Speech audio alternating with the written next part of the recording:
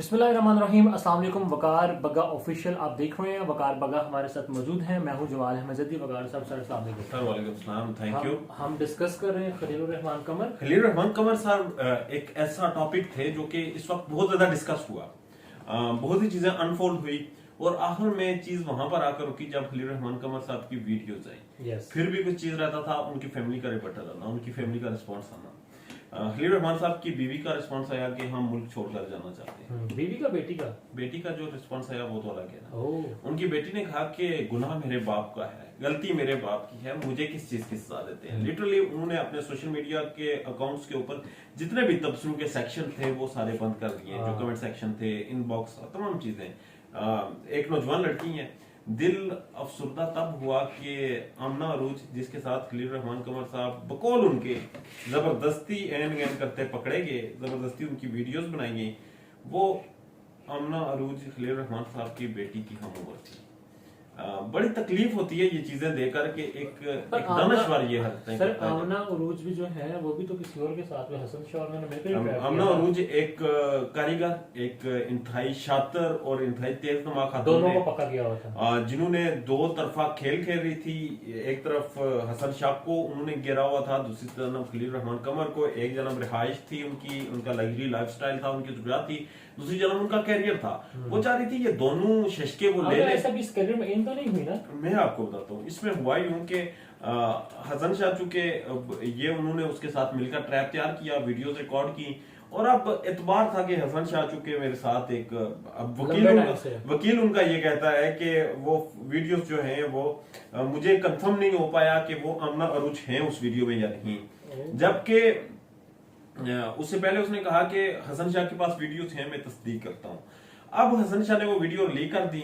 वो वीडियोस की बुनियाद पर अमना को ब्लैकमेल करता था, उससे कौन से काम करवाता था, क्या काम करवाता था, ये अभी तक अनफोल्ड होना बाकी है, इनकी तस्दीक बाकी है, क्योंकि अमना अभी तक पुलिस की हिरासत में है।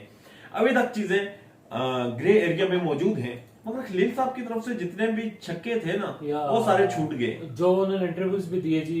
मुझे लगता है एक तो आपने गलती की, एक तो आपने गुनाह किया, ऊपर से आप सीनाजोरी कर रहे हैं। पहले आपने कहा कि मुझे बुलाया गया ड्रामे के लिए, झूठ साबित हुआ। ये फिर बहुत लेम था ना कि गन पॉइंट पर। फिर आपने कहा कि मैंने कुछ नहीं किया, फिर आपकी नंगी वीडियोस। फिर आपने कहा गन पॉइंट पर मेरी वीडियोस। फिर तो गन पॉइंट नजर ही नहीं। गन पॉइंट कौन बंदा सिगरेट पीता है और गन पॉइंट पर एक गन घंटा पॉइंट 50 मिनट निकाला।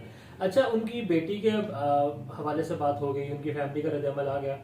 खलील रहमान कमर का रद्द-ए-अमल बड़ा इंपॉर्टेंट है। वो इस पर मतलब वो अड़े में है। ही सेइंग कि भाई मुझे बुलाया, मैं गया, मैं ट्रैप हो गया। अब हमारी अदालतें भी इसको हनी ट्रैप का ही नाम दें, मतलब इदारे जो हैं। मैं अगर आपको चीज बता दूं, खलील रहमान कमर साहब बजाते खुद एक बहुत स्ट्रॉन्ग शख्सियत है, अदारों में बहुत से लिंक्स हैं, मीडिया पर्सनैलिटी होने की वजह से।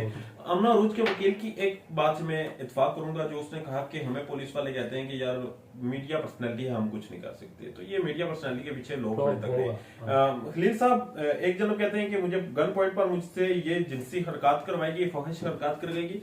दूसरी जनब सर FIA में मसूफ जाकर एप्लीकेशन देते हैं कि मेरी एक जाली फैब्रिकेटेड वीडियो लीक की गई है, मेरी साख को नुकसान पहुंचा। भाई साख तो आपकी रही नहीं, आप एक और झूठ बोलकर क्यों लांते वसूल कर रहे हैं? आपकी साख तो तब भी खराब हो गई थी ना जब आप एक खातून के साथ पकड़े गए थे।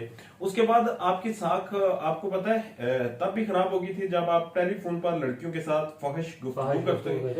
और ये मैं आपको इसकी रिकॉर्डिंग सुना देता हूँ कि ये मौसूफ जो कि हमारे सामने एक दानश्वर हैं, हमारे सामने एक साहिब इल्म है, मोतबर शख्सियत पारसा बनते। ये सुने। मैंने इसलिए आपको वो मैसेज किया था, मैंने कहा अगर ये साथ आते हैं तो मैं पहले आपको इन्फॉर्म कर दूँ। हाँ नहीं उसको साथ को ले जाना भाई। नहीं, मैं फिर इसीलिए मैं उनसे नाराज होकर बैठ गई। मैं अभी आपको पिक भी सेंड कर देती हूँ आपको। यार मैं कह रहा हूँ ऐसे पिक भी वैसे सेंड कर दो, I would like to see your face.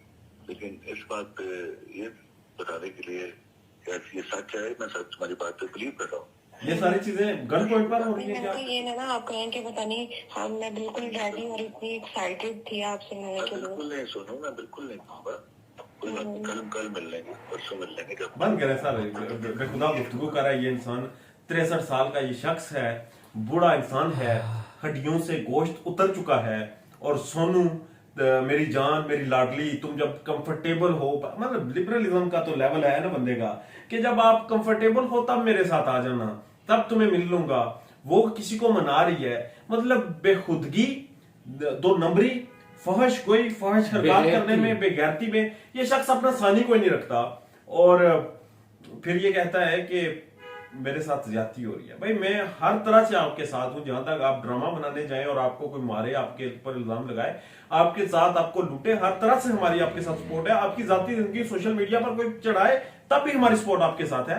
मगर ये नहीं हो सकता कि आप जगह जगह मुंह मारे। आपकी अपनी बीवी, हकीकी बीवी, ये स्टेटमेंट दे के 5 लड़कियों से इस शख्स को मैं पकड़ चुकी हूँ, ये शख्स बाज नहीं आता, मैं तंग हूँ। आपकी बेटी की जिंदगी जीर्ण हो जाए, जवान बेटी की, यकीन करें मैंने बहुत से लोगों को देखा जिनके घरों में बेटियां पैदा हो जाए, उनके ख्यालात बदल जाते हैं। खलील साहब अनफॉर्चुनेटली आप उनमें से नहीं। डिसअपॉइंट किया खलील साहब ने। एग्जैक्टली। बहरहाल खलील साहब की स्टोरी पर और कोई चीज सामने आती है, कोई काम की चीज सामने आती है तो आपके सामने जरूर रखेंगे। इजाजत दीजिए। 6 लड़कियों वाली कहानी अभी तक पेंडिंग है। उन लड़कियों में से कोई भी अभी तक राजी नहीं हो सकी कि उनका नाम मीडिया पर लाया जाए। जिस दिन ही वो राजी हो गई, इंशाल्लाह पेंडोरा बॉक्स खुल जाएगा, एक और नया पेंडोरा बॉक्स खुलेगा और बहुत सी चीजें एक्सपोज होंगी। इजाजत दीजिए, अपना बहुत सारा ख्याल रखिएगा। अल्लाह ने के बाद।